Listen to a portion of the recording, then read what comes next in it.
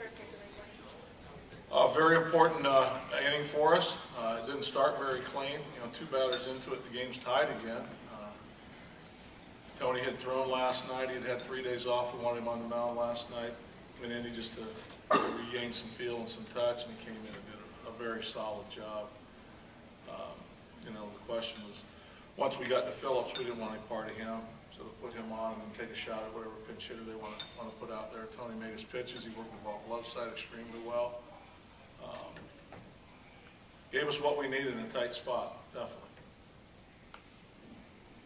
You've been looking for consistent offense all year. The last 2 nights, just a lot of guys from a lot of different guys. You like what you're seeing up and down?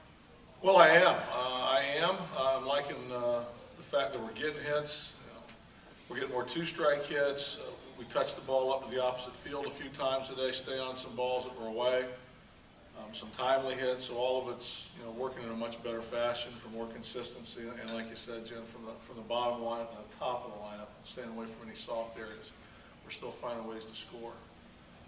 When we get down there, we lead off with a 6, 7, 8, 9 hitter, finding ways to even produce from the bottom of the lineup. And the guys down there have been swinging the bats much better as well. You know, last night, the runs that Wood and Cedeno drove in again today. So it just makes for a better product for us on offense. We need to keep working in that vein.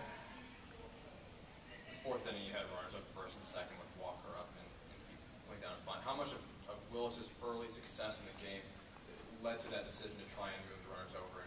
You'll have to ask Neil. That was his decision? Yeah, that was his decision. And it's a team play. If you get it down and you move it that way, you get second and third. Who knows? It probably would have caught him off surprise. It might have been on.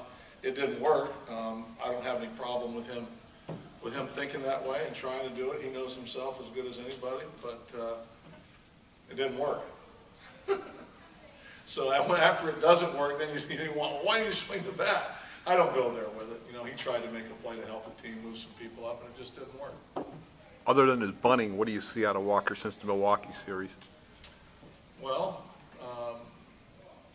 I think it goes back to what he talked about. He looked at a lot of tape and just realized he was chasing a lot of pitches, a lot of quick moves, a lot of forward moving. Now he's getting that foot down. He's holding his backside with his weight back, seeing the ball travel deeper, hitting the ball harder where it's pitched with more consistency from both sides of the plate. How would you evaluate Charlie's performance today? It seemed like he did a good job getting out of some jams early. He did. Basically, Charlie just ran out of gas. He probably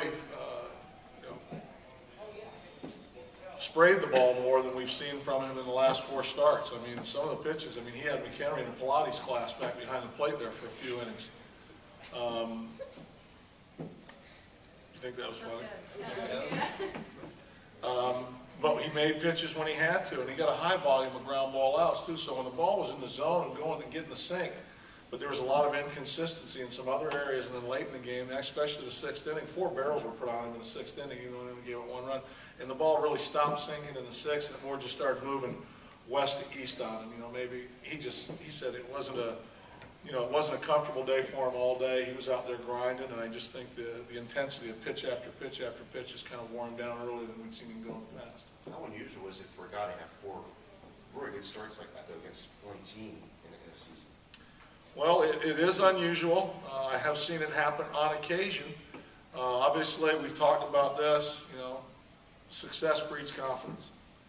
And, you know, Charlie got off to a good mark the first time. He backed it up with another one. And facing the 3rd time here, that can be challenging. He threw a 3-hit, 5-inning, no-run game, and he went out there again today with far from his best stuff, but a very gutsy performance, a very gritty performance, and held him to 2 runs in 6 innings. So, you know, he seems to enjoy the challenge of facing that offense. It's a very good offense. Are major league hitters still aware or wowed by a 100-mile-an-hour fastball? And I mean, obviously the success came against Chapman tonight. Is that at all, you know, is their approach to face a fastball like that, or is that not that out of the ordinary? Well, it is out of the ordinary. I haven't seen anybody else throw one this year. So I've seen one guy throw it, so that would make it a little unordinary for me. I've seen some guys in the past. Billy Wagner back in the day could throw it. I think there might have been a day or two last season I saw Natali Felice fired up there 3 digits. But probably a handful of guys in my career. Some hitters, it has a tendency to make them move quicker. There's no doubt. They feel an urgency. They got to fire quicker. Today, at least we were able to make sure we got him in the zone first, and then instead of trying to be quicker, just trying to move the field, hit him the other way, rather than try and jump him and pull him, just try and move the ball back through the middle or the other way. We had a little success doing that today. But, you know, first time he hits 100, you hear in the dugout. We got gun watchers. This is a generation of gun watchers. I mean, it is across the board. Fans and everybody. That's why we got them up. And that's why they got those sponsorships up on them. But they notice when it hits 100, yeah, it gets everybody's attention. How nice is it to see the fans continue to stick with this team and that they're selling today? Oh, it's awesome. I mean, I've said it before. I'm very proud of our fans. I'm humbled by the fact that they're buying in and they're showing up and they're continuing to come out.